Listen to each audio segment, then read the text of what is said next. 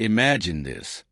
A young maid, simple, pure-hearted, and outside the standard body type, throws herself into a freezing ocean to save her own boss's mother, a millionaire accustomed to thinking the world revolves around him. She didn't think twice, didn't measure the consequences. It was pure courage, pure instinct. And for a few moments, everyone who was there believed that act would change her life forever. It did change, but not in the way she expected.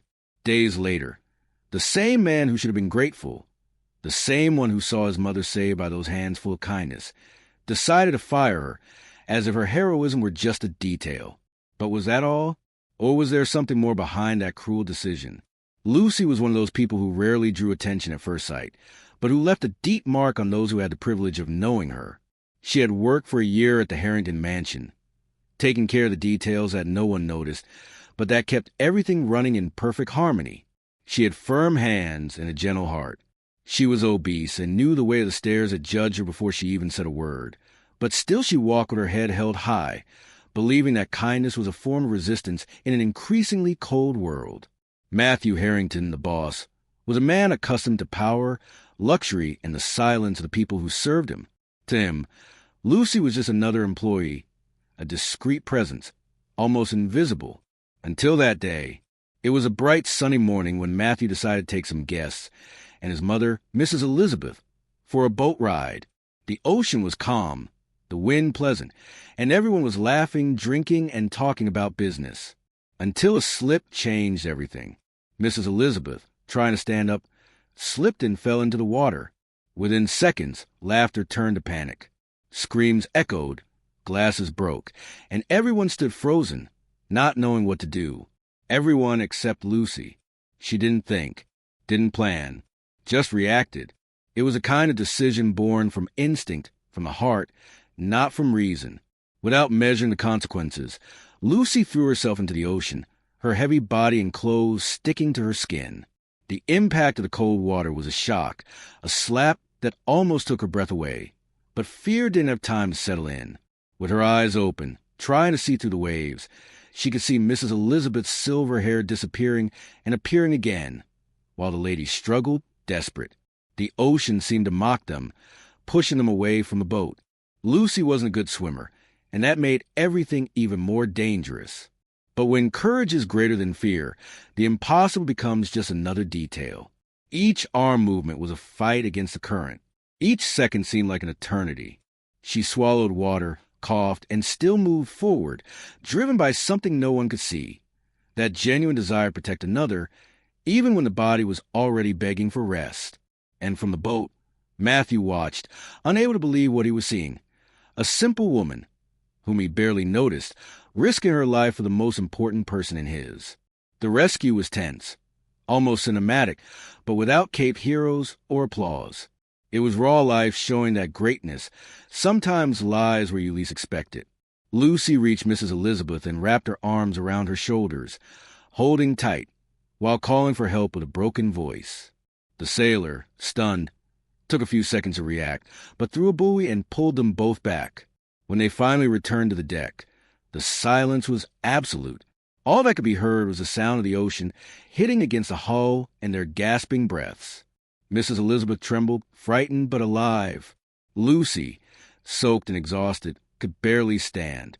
Her hair stuck to her face, her body shook with cold, but her eyes, her eyes carried a peace that no one would understand. She didn't expect applause or recognition. She just thanked God for arriving in time. Matthew approached, still confused, not knowing what to say. For the first time, he looked at Lucy, really looked, and something inside him wavered, because at that moment, the man accustomed to luxury and control realized he had just witnessed something rare, an act of courage that isn't born from status, but from love. And little did he know that moment would be the turning point of everything that was to come. There was something almost unreal about that moment. Lucy, panting and trembling, kept her arms firm around Mrs. Elizabeth, while the sailor, with effort, helped them both up. Her body felt heavy, her heart beat like a drum, and her legs barely responded. When she finally managed to get the lady onto the deck, Lucy fell to her knees, coughing, choking on the salt water she had swallowed. The scene seemed taken from a movie, but the most impressive thing was that no one there expected that woman, always so quiet, to be capable of such a grand gesture. The guests, still stunned, looked at each other, trying to understand what they had just witnessed. Matthew, paralyzed, looked at his mother, alive, and at Lucy, disfigured by the effort. He, who had always prided himself on control and coldness, now felt his chest tighten in a way he couldn't explain. For the first time in a long time, emotion tore through the armor that money had built around him. It was as if the ocean had washed away the arrogance and returned a piece of the humanity he had forgotten. And Lucy, without realizing it, was becoming the mirror that reflected everything he had always pretended not to see. Mrs. Elizabeth, still weak, tried to speak, but the words came out broken. The woman trembled from head to toe, and yet she held Lucy's hand with surprising strength. Their eyes met, a silent look, but full of gratitude. It was as if in that instant there was a mutual understanding, something that went beyond words. "You saved me," Elizabeth murmured, with tears quietly streaming down her face. And Lucy, moved, just shook her head, still breathless, saying in a low voice that she did what anyone would do. But it wasn't true. Not everyone would. In fact, almost no one would have the courage to throw themselves into the ocean without thinking, especially without knowing how to swim well. That's what made that rescue so unexpected. The act of someone ordinary revealing extraordinary strength. And while everyone tried to recover from the shock, something changed in the air. The laughter, the luxury, the pride. Everything seemed small before the immensity of Lucy's gesture. She had rewritten the story of that day, and, without realizing it, was beginning to write the story of Matthew's heart as well. Later, when everyone was back at the mansion, the image of Lucy diving into the ocean wouldn't leave anyone's mind. Some still commented in low voices, as if what had happened was a sacred secret that couldn't be trivialized. Matthew, silent, ran his fingers through his hair, still processing what he had seen. For the first time, he felt vulnerable. His mother's life, the only person he truly loved, had been saved by someone he had never considered important. It was a blow to the ego, but also a call for reflection, and that contradiction disturbed him. Meanwhile, Lucy, alone in her small room at the back of the house, cried with relief. She felt her body aching, her muscles throbbing, but her heart light. She didn't know that the simple gesture of kindness had awakened dormant emotions and gazes that would soon turn against her. Because in mansions like that, even virtue can be interpreted as a threat, and what seemed like an act of pure heroism was about to become a reason for discord. That night, the silence in the Harrington mansion seemed different. The usual sound of glasses being washed and the murmur of the servants were replaced by a reverent, almost spiritual quietness. Matthew was still shaken, sitting in his office, staring at nothing, with an untouched glass of whiskey in front of him. He tried to find logical explanations for what he had seen, but there was no logic at all. A simple woman, an obese maid that many judged by appearance, had risked her life to save the most precious thing he possessed. His mother. It was a stark contrast, greatness emerging from the unlikely. When he closed his eyes, he saw Lucy's pale face emerging from the water, her purple lips, her trembling body, but her steady gaze. That unsettled him, because he, who had always believed that courage belonged to bold businessmen and market winners, now realized that perhaps true courage lived in people that money couldn't buy. For the first time in many years, Matthew felt something that wasn't pride or power. He felt admiration, and that confused him more than any financial crisis. Mrs. Elizabeth, on the other hand, didn't want to waste time. As soon as she recovered her strength, she made sure to look for Lucy personally. She found her still lying down, with a blanket covering her body and a cup of tea in her trembling hands. Seeing her, Lucy tried to get up embarrassed, saying she hadn't done anything special. But the lady, with a gesture of tenderness, held her hands and said something Lucy would never forget. "My dear, you gave me back my life." In that instant, the two embraced as if they had known each other for decades. It was a hug without hierarchy, without boss or employee, just two souls meeting through gratitude. Elizabeth, moved, asked Matthew to come there, but he hesitated. Perhaps he didn't know how to act. That pride of a man accustomed to being the center of the universe prevented him from expressing gratitude genuinely. Still, when he met his mother's gaze and saw the emotional brightness in her eyes, he felt a tightness in his chest. Elizabeth's voice sounded like a silent reminder of everything he had been ignoring in life. And, even without saying anything, something began to change inside him. In the following days, Matthew approached Lucy in a subtle, almost disguised way. He would pass by the hallway and ask if she was better, if she had gotten hurt, if she needed anything. Small things. But for someone like him, they represented a big step.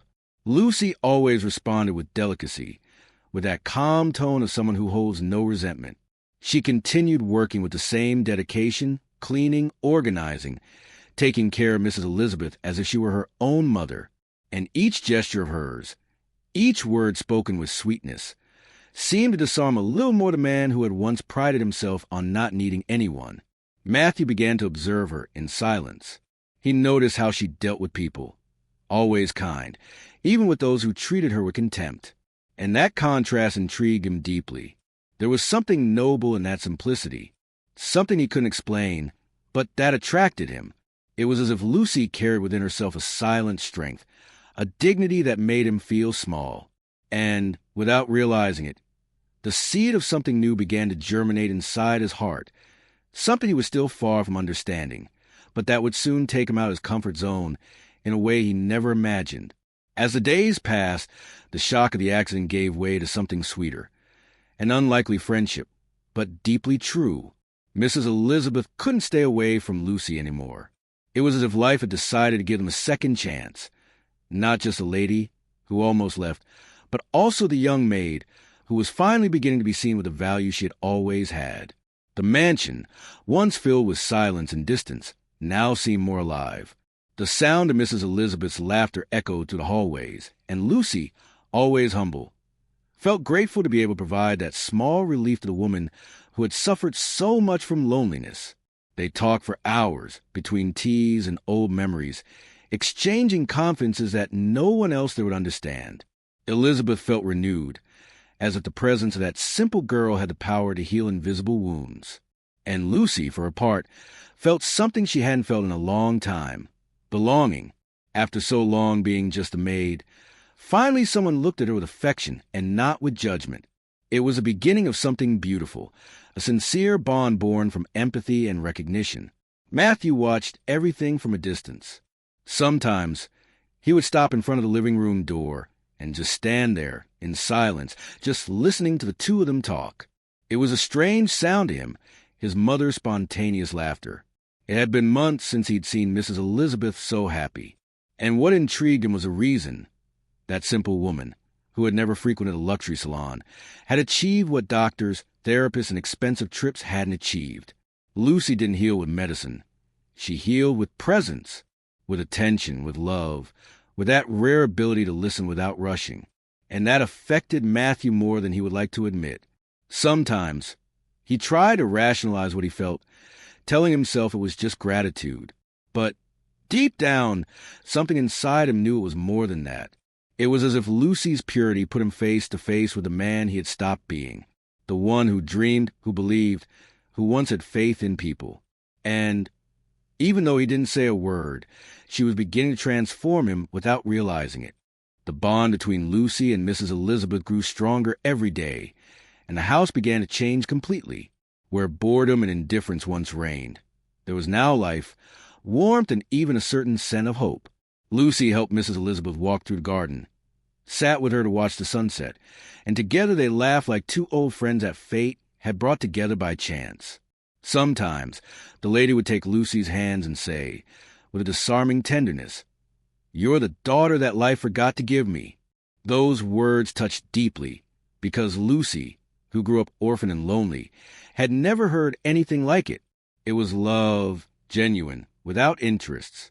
And that love began to awaken silent feelings around, feelings that Matthew tried to hide, but that grew with each smile, with each gesture of affection he witnessed between the two. There was something about Lucy that attracted him, something that couldn't be put into words, but that made him want to be close, even without knowing why. And without realizing it, The cold and distant millionaire was beginning to be pulled into the same sea of emotions that, days ago, she had faced body and soul.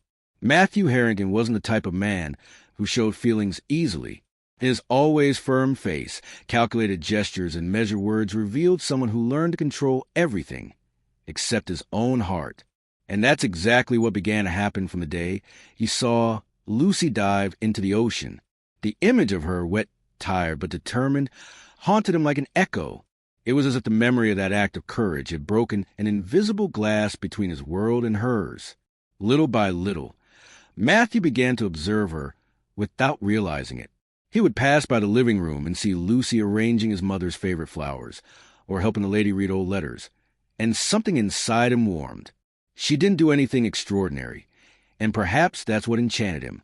It was the way she transformed the ordinary into special, the simple into essential, and, although he tried to hide it, he began to look for her with his eyes whenever he arrived at the mansion.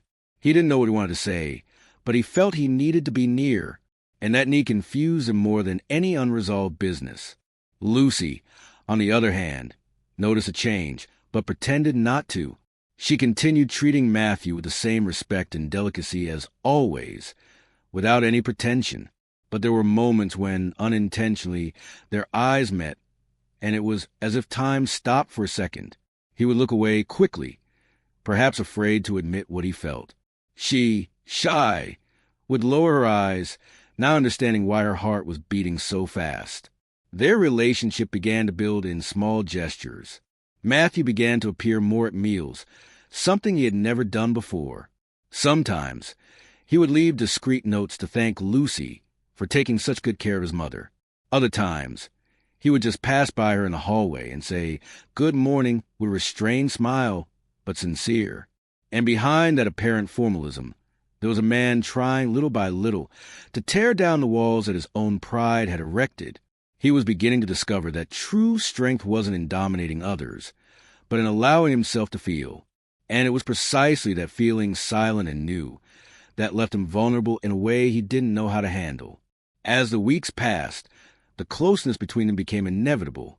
Matthew began to ask questions about Lucy's life, and she, embarrassed, answered honestly. She talked about the father she lost early, about the difficulties she faced working since her teens, about how much she had learned to find joy in small things, in the smell of fresh coffee in the morning, in the birds singing, in the touch of a gentle breeze after a difficult day. Matthew listened in silence, and each word of hers seemed to open a crack in his hardened soul. He found himself enchanted not by appearance, but by essence, and that frightened him. After all, he had never felt anything like this for someone outside the standards that his society considered acceptable. And the more he admired Lucy, the more he noticed the abyss between what the world expected of him and what his heart was beginning to desire.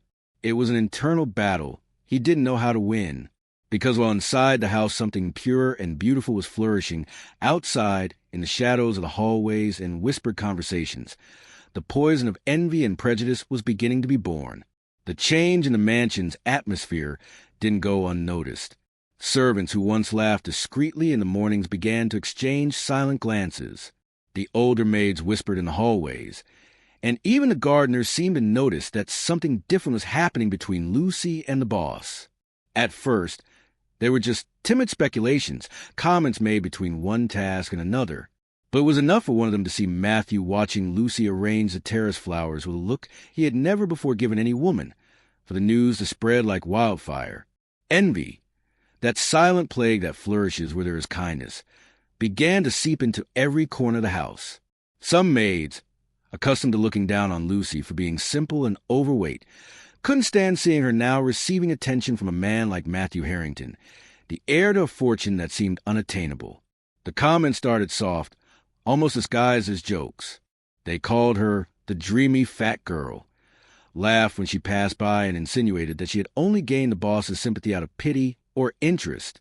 But Lucy, accustomed to facing life's cruelty, just lowered her head and moved on.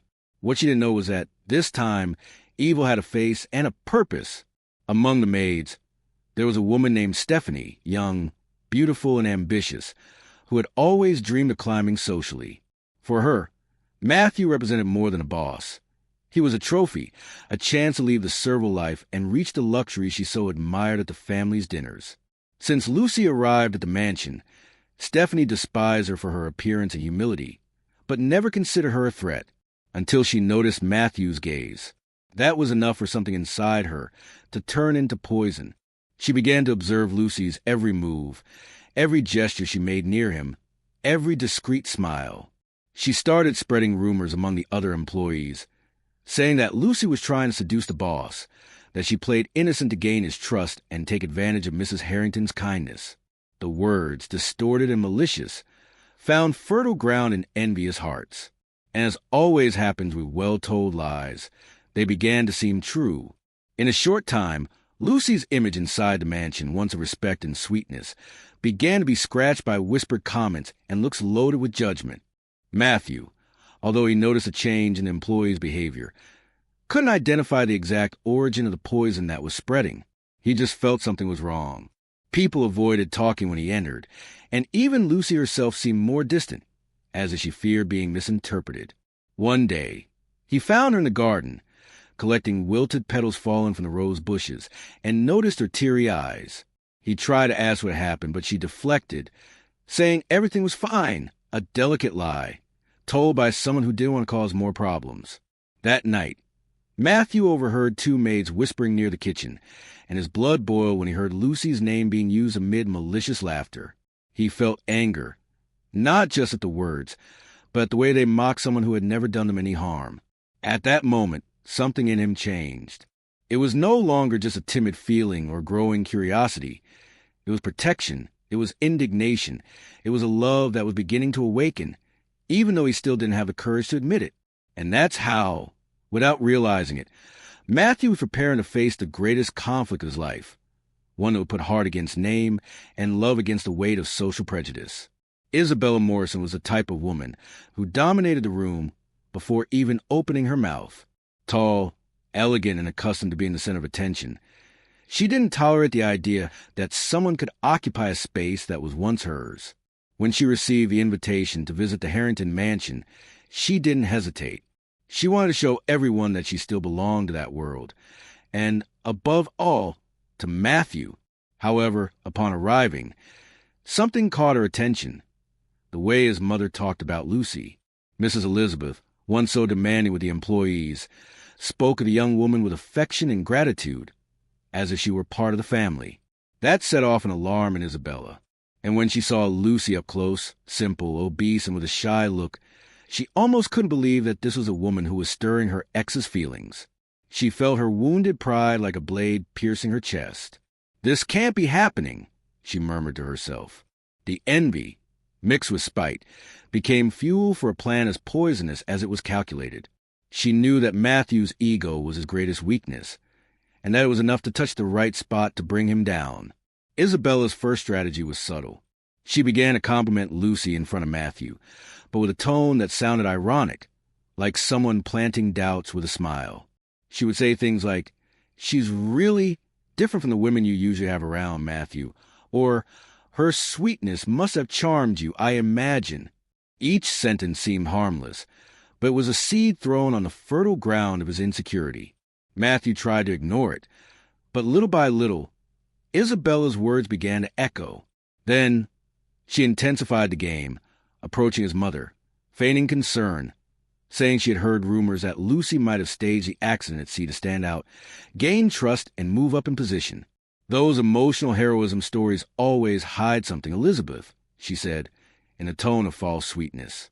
The lady, still fragile from age and the confusion of the moment, was visibly shaken. And that was exactly what Isabella wanted, to shake the foundations of the house, without leaving direct traces. She knew the Harringtons' pride well, and knew that it was enough to insinuate dishonor, to set everything on fire.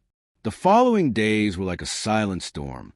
Lucy noticed the climate changing, the looks becoming colder, and Matthew's smile, once kind, transforming into doubt. He began to avoid crossing paths with her, pretended to be busy, and each conversation seemed more distant.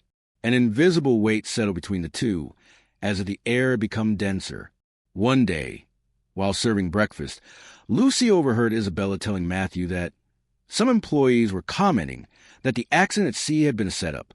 She stopped for a moment, her heart racing, but pretended not to hear. Matthew, for his part, remained silent, and that silence was crueler than any words. Doubt, that slow poison, began to corrode the admiration he felt for her. And when doubt mixes with pride, fatal error is born. Lucy, who had always acted with purity and courage, had no idea that, at that exact moment, fate was being distorted by envious hands. Her kindness would be tested, and Matthew's love put to the test. And what would come next wouldn't just be an injustice. It would be an open wound in both their hearts. Injustice, when it arrives, rarely gives warning. It seeps in like cold wind through the cracks of the heart, until it completely dominates. And that's exactly what happened to Matthew Harrington. In the days following Isabella's visit, he began to look at Lucy with different eyes. No longer the eyes of someone who sees the soul, but the eyes of someone looking for flaws. A simple gesture, a delay with coffee, a shy look were enough for him to interpret everything as suspicious. His mind, accustomed to business distrust and fear of betrayal, began to build a castle of doubts. What if it was all a plan, he thought. What if she knew my mother was at the edge of the boat and jumped just to make herself indispensable? Isabella's words echoed like hammers, and pride, always pride, prevented Matthew from seeking the truth with his heart. Mrs. Elizabeth, noticing the distance, tried to argue, but he interrupted her with a tone that mixed pain and denial. "Mother, I don't want you to suffer with opportunists," he said, looking toward the horizon. At that moment, the man who should have trusted his instincts gave in to the voice of fear, and that fear, disguised as protection, pushed him toward the greatest cruelty of his life. The news fell on Lucy like a storm without shelter. It was late afternoon when Matthew called her to the office, the same place where so many times she had brought him tea and listened in silence to his childhood stories. This time, the air was different, dense, almost cutting. He stood up, avoided her gaze, and, with a cold voice, announced, "Lucy, your services will no longer be needed." For a moment, she thought she had heard wrong. "What do you mean, sir?" she asked, trying to contain the tremor in her voice. Matthew just took a deep breath and replied, "I appreciate everything you did for my mother, but there are things I don't feel comfortable keeping under this roof." It was as if the floor disappeared under her feet. Her heart beat irregularly, and words wouldn't come out. "Do you think I did something wrong?" she asked, with teary eyes. He looked away, unable to face her, and said only, "It's better this way." There were no screams, no arguments, just the cruel silence of someone who judges without proof. Lucy felt her chest burn, not for the lost job, but for the disappointment of having been betrayed by the trust she once thought was true. At that moment, the hero she had saved from an empty life was becoming her involuntary executioner. When she left the office, the world seemed heavier. The mansion walls, which once echoed with laughter and soft conversations, now seemed to whisper contempt of others. Stephanie watched from afar, with a discreet smile of satisfaction. Isabella, for her part, maintained her haughty posture, like someone witnessing their own victory. Mrs. Elizabeth tried to prevent her son's decision, crying and begging him to reconsider, but it was in vain. Matthew, blinded by doubt, believed he was doing the right thing. Lucy packed her few things in silence. Each folded piece of clothing was a memory. The smell of the ocean, Mrs. Elizabeth's smile, the sound of restrained laughter while caring for the garden flowers. Before leaving, she looked one last time at the mansion that, for a brief moment, she had dared to call home. And it was there on the cold sidewalk, with a suitcase in her hands and her heart in ruins, that she understood something that many take a lifetime to comprehend. Sometimes truth doesn't win immediately. Sometimes you need to be wrong for time to reveal who truly has purity in their heart. Lucy left with tears, but without hatred, and, unknowingly, she was leaving behind a regret that would one day become Matthew Harrington's greatest ghost. The morning after Lucy's dismissal dawned gray, as if even the skies shared her pain. The trees, once vibrant, seemed silent, and the wind, which used to play with the kitchen curtains, now sounded like a distant lament. Lucy woke up earlier than usual, even without needing to. The habit of serving, of caring, of giving herself, was something the clock couldn't erase from 1 hour to the next. She sat on the edge of the bed and looked around the small servant's room, the same one that had so often been her refuge. The walls, simple and white, held memories of days when she believed she was part of something bigger. She folded her clothes carefully, one by one, like someone saying goodbye to old friends. Each piece had a story. The apron stained with coffee from the day she made Mrs. Elizabeth laugh to tears, the pink scarf Matthew gave her to protect herself from the wind during a walk in the garden, and the blue blouse she wore the day of the rescue, still holding the smell of the ocean. When she put everything inside the suitcase, she felt the weight not just of the clothes, but of each memory. And looking out the window, she saw the sun rising timidly, as if the world, though indifferent, was trying to offer her one last comfort. Lucy walked through the mansion's hallways with slow, almost solemn steps. Each corner seemed loaded with voices she knew. Laughter, hurried steps, the sound of china clinking on trays. Everything seemed so close, and at the same time, so distant. The employees, who once greeted her with respect, now looked away, embarrassed or complicit in the silence imposed by Matthew. Only Mrs. Elizabeth waited for her at the main staircase, with teary eyes and trembling hands. "Dear, please, forgive my son," the lady whispered, hugging her with a strength that seemed to want to prevent her departure. Lucy returned the hug, and the matriarch's soft perfume mixed with the salt of tears that flowed uncontrollably. "There's nothing to forgive, Mrs. Elizabeth. I did what my heart told me to," she responded, with a sad but firm smile. At that moment, the sound of Matthew's boots echoed upstairs. He watched the scene in silence, with an indecipherable face, divided between pride and something that tormented him. Perhaps guilt, perhaps doubt. He wanted to say something, but couldn't. The words got stuck in his throat, as if regret itself prevented him from speaking. And so, while her world said goodbye, his began to crumble inside in silence. As she walked out the mansion gates, Lucy felt the cold wind hit her face and mix with the tears that insisted on falling. The driver who would take her to the bus stop offered to help with the suitcase, but she refused. "Don't worry, I'll carry it myself," she said in a serene tone.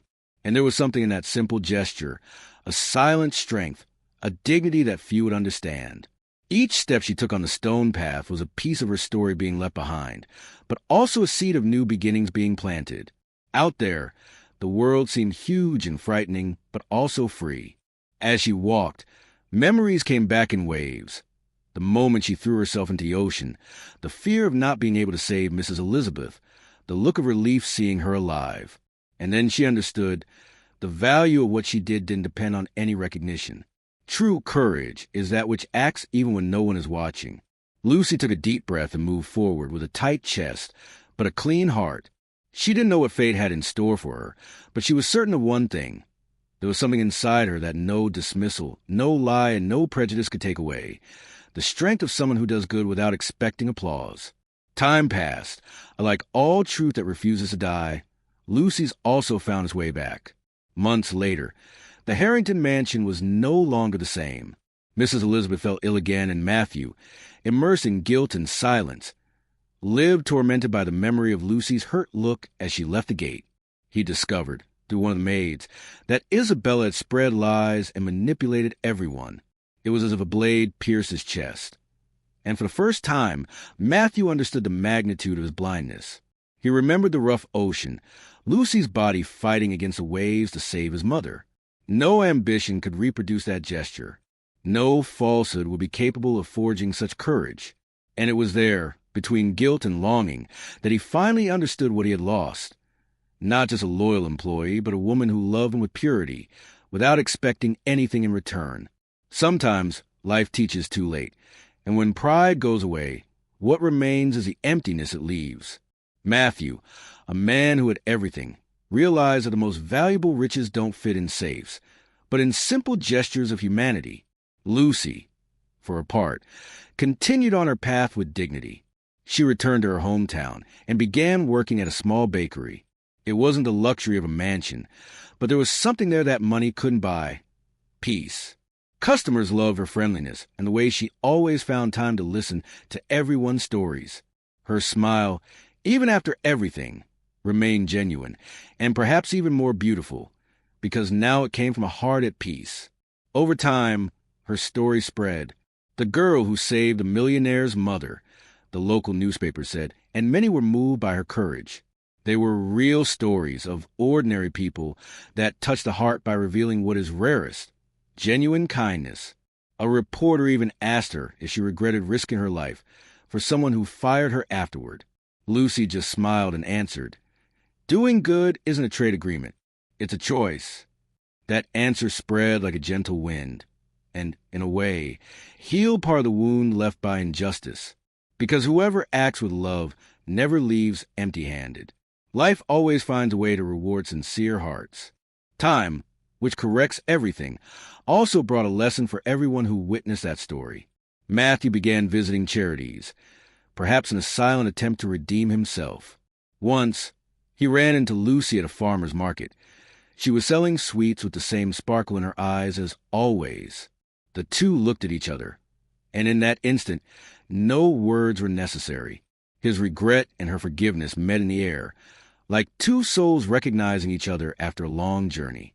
And it was there that the true theme of the story was revealed. Appearance can deceive, money can blind, but character always wins.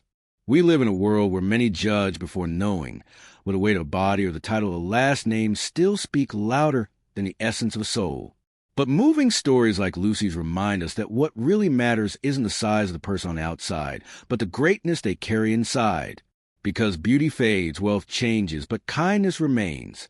And whoever has the courage to love, even while being hurt, never loses. They just become eternal in the memory of those who once had the chance to know them. Lucy's story ended as legends worth telling begin. Not with wealth nor with fame, but with the silent strength of a woman who, even humiliated, never stopped loving the world with tenderness. She didn't seek applause. She just wanted to do what was right. Her body, so often the target of laughter and judgment, housed a heart stronger than any rough ocean, a heart capable of saving a life and still forgiving the ingratitude of those who hurt her. Matthew, the millionaire who once confused vanity with power, learned in the most painful way that not all gold shines and not all beauty is dressed in luxury. He discovered, too late, that true love is that which remains even when pride expels it. And perhaps that's why, when years later someone asked him if he believed in angels, he answered with a distant look, "Yes, and mine wore a maid's apron." Lucy, unknowingly, had left an eternal mark on his destiny, a living reminder that appearances deceive, but the nobility of the spirit never disguises itself. In the end, the ocean that almost took her life was also the mirror that revealed her greatness. Because there are people who are born to teach, not with words, but with gestures that transcend time. And Lucy was one of those rare souls, a simple woman, invisible to the eyes of the world, but big enough to transform the heart of a powerful man and prove that the true value of someone is not measured by appearance, but by the courage to remain good even when everything around seems cruel.